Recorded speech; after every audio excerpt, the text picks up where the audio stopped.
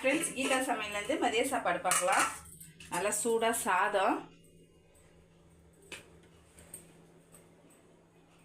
இப்போ தான் சமைச்சேன். இது மிளகாய் கிள்ளி சாம்பார் வச்சுருக்கேன்.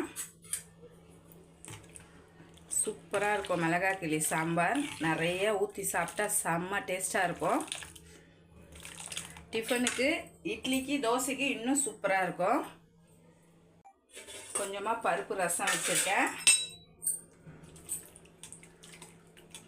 அதுக்கப்புறம் கேரட்டு, பீன்ஸ் போட்டு தேங்காய் துருவல் போட்டு பொரியல். அதுக்கப்புறம் மிளகாய் கிள்ளி சாம்பாருக்கு உருளைக்கிழங்கு பூண்டு தட்டி போட்டு செஞ்சுருக்கேன். இது ரொம்ப நல்லாயிருக்கும். ஏன்னா நம்ம மிளகாய் கிள்ளி சாம்பாரில் அவ்வளோவா காரம் இருக்காது. அதனால் உருளைக்கிழங்கு வறுவல். சூப்பராக இன்றைக்கி மதிய சாப்பாடு பார்த்தீங்க. நாளைக்கு மதிய சாப்பாடு என்னன்னு பார்க்கலாம்.